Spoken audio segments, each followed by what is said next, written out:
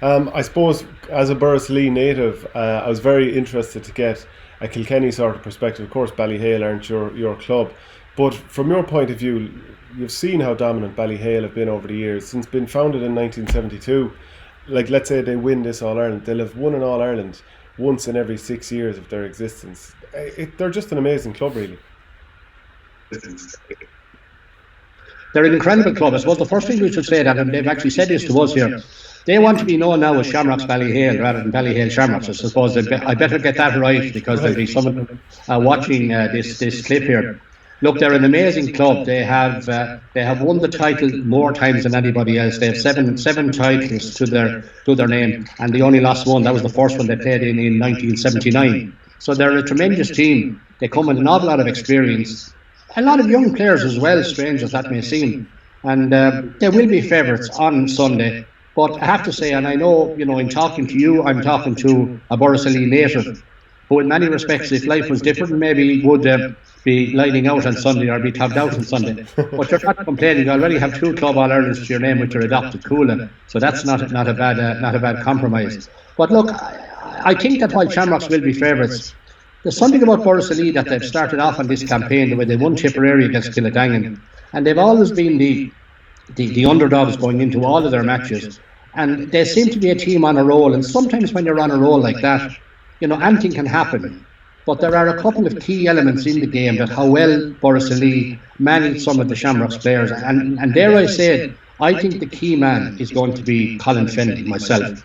And there's a certain Paddy Stapleton going to be entrusted with marking him. Yeah, I heard of him. Who is rather well known to you. Because certainly the last day against Schlockneil, Fennelly was the difference, because not alone did he get the scores, but every time he got the ball, he was prepared to take on a marker, whatever part of the field that was in. So if he wasn't making progress on that, he was getting a free. And you know who takes those frees and doesn't miss too many, TJ Reid. So I think that's going to be one of the biggest challenges to have. The other thing I think the Shamrocks as well will need to do is some of their younger players just a little bit off colour lately. They got well beaten in the under-21 county final between Shamrocks Ballyhale and O'Loughlin Gales.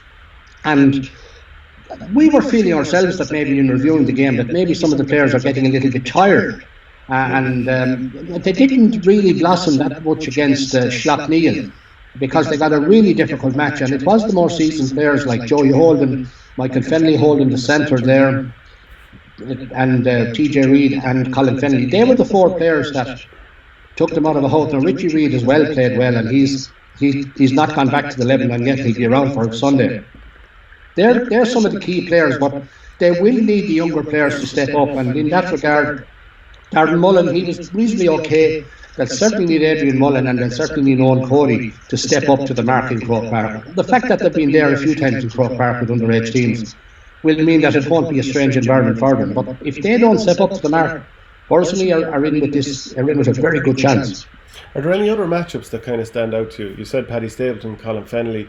I suppose one that would come to mind to me is probably you're looking at maybe Brendan Maher against TJ Reid, albeit probably the best thing, that one of the greatest things that Borrisoleigh have had this year is Brendan might mark one of the roaming half forwards and then punish them going the other way. So that's one that I'm not sure if you can do that as much on TJ Reid. And then another one, I was thinking Conor Kenny's been very good under the puckouts, but would Richie Reid be the guy to go on him? So what matchups stand out to you? It's very hard to know. I mean, obviously it is an interesting position with Johnny Kelly and Michael Fennelly as well. Yeah. But I'm not so sure that I think Kilkenny and Tipperary teams tend to be more traditional, man-on-man, position-on-position. I think interestingly the last day against Schlockneil, it was interesting the interchanging between Colin Fennelly and TJ Reid. Colin Fennelly was not getting on the ball early in that game, mainly because Schlockneil were playing back their midfielder Gerald Bradley. They were playing him in at the half-back line now, but he was only playing in there for the puck-outs and when the ball was kind of knew he was coming down the field, and he was leaving Ronan Corcoran free in the middle of the field. Now Ronan Corcoran did pick up a couple of what I call loose balls, and Shamrocks might have exploited Ronan Corcoran a bit, might have used him a bit better to exploit that gap there. But it ended with Bradley going into the gap behind the centre back and the centre forward, CJ Reid.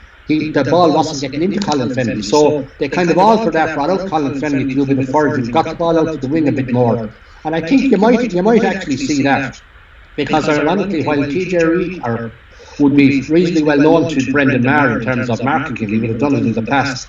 I suspect he might not have marked Colin Fennelly that often, per se, because Colin tended to be in the full forward line. But if Colin drifts out a bit, which he might very well do, and in the game the way it's going now and the intensity of the game, I mean, often players need a little break. There might be full forward. That's something that you might see happening on Sunday as well. So it could very well be that Borrisoleigh will have to be ready for those type of alternations if the Shamrocks continue what they did against Slaughtneil. Do you think there's any value in the fact that all of these Ballyhale guys have been here as recently as the last 12 months winning the Club All-Ireland, whereas for the vast majority of these Borrisoleigh guys, this will be their first time at Croke Park? I look at, of course, it's an issue. I mean, that's something that the likes of Brendan Maher will have to. He's the best person there to talk to the Borrisoleigh lads about acquainting them with Croke Park. They did get a run out on the pitch there last week, so they will have gone up and seen what it looked like. I mean, it was just to give them a sense of the environment, the dressing rooms, and all of that. They were entitled to get that because they hadn't been there before. Look, it all depends. There'll be a big crowd at this final because the football final as well is an attractive game. So there'll be a big crowd there, and I think the people will want to come and see both games. So I do think that it's a big occasion for the Borrisoleigh players, bar the likes of Paddy, Brendan and Dan McCormick, and there's probably maybe some of the rest of them might have played underage. But for the Shamrocks, it won't be a new experience per se. But every day brings its own challenges, and this is unusual that despite all the great games between Kilkenny and Tipperary, we're now looking at the first time a club final between the two counties. It's incredible to think that is the case. And that brings its own little bit of edge to the occasion as well, because it brings up county rivalries which have been so fantastic over the last 2 decades. So it's really a question of who can settle the players the most, and I think in Borrisoleigh's case, I think Brendan Maher has a big part to play both before and during the game on that, because things mightn't go right at times. He's the man maybe to have a word with the fella and just egg him on and tell him to forget about what happened. He can only deal with the next situation. Isn't it kind of interesting over the years that Joey Holden would have been questioned at different times, and the 2016 All-Ireland would have been the one that was spoken about the most. But in past couple of seasons, like, he's really kind of come on in the sense of how people perceive him, that he's considered like a strong point in the Ballyhale and Kilkenny team at this point. And Michael Fennelly has, obviously run the show for many years for both club and county, but now he might be seen as maybe a weakness at centre back if he's run at. But that's it's rarely something we see exploited because Ballyhale are so good around the field.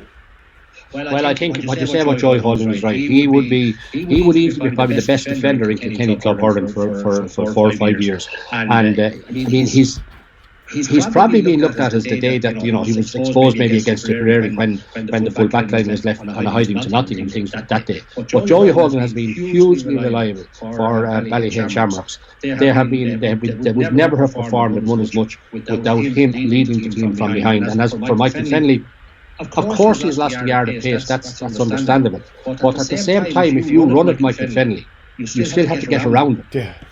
I think that is the issue here. So the only way you're going to do that is if you're running with somebody who's running off the shoulder with you that you can get the ball, and that's where the wing backs have to come up and help here. In certainly the likes of Richie Reid, who will have plenty of pace there. So look, there are tactics there that you might think about now might very well form part of the game. But games take on a life of their own, and sometimes the lads on the line have to be smart enough, and there are smart people on both sides with Johnny Kelly and Henry Shefflin to see how the game is flowing in a certain way and how you might have to counteract the opposition depending on the way the game is going, or perhaps the day that's in it, if it's wet or if it's windy. And if you were to call it, then what way are you swinging? I have to say, look, I think Ballyhale will be favourites, and I still think that they're likely to win the match, but I would say that Borrisoleigh have been on a journey. I mean, they weren't favourites in the Tipperary County final, and they defied the odds that day. And from ever since, they in a way, they appear to be a team that have their name written on the trophy. But I just feel that maybe Shamrocks, with the bit of experience they have, with Colin Fennelly, with TJ Reid, and on the basis that the younger players step up to the plate, and they're very good hurlers and that, and all of those key younger players are now part of Cody's panel, although they haven't had any opportunity at game time yet. I think I'll give it to Ballyhale Shamrocks, but I think Borrisoleigh were in with a very good chance, and I think I think we'll have a great final, because we haven't had a great finals for quite a while until, Barcoola and Piercy. We've had some one-sided finals, but I think this one could very well be one of the great finals. Thanks for watching our game. Don't forget to like and share the videos, and if you're new to the channel, hit subscribe.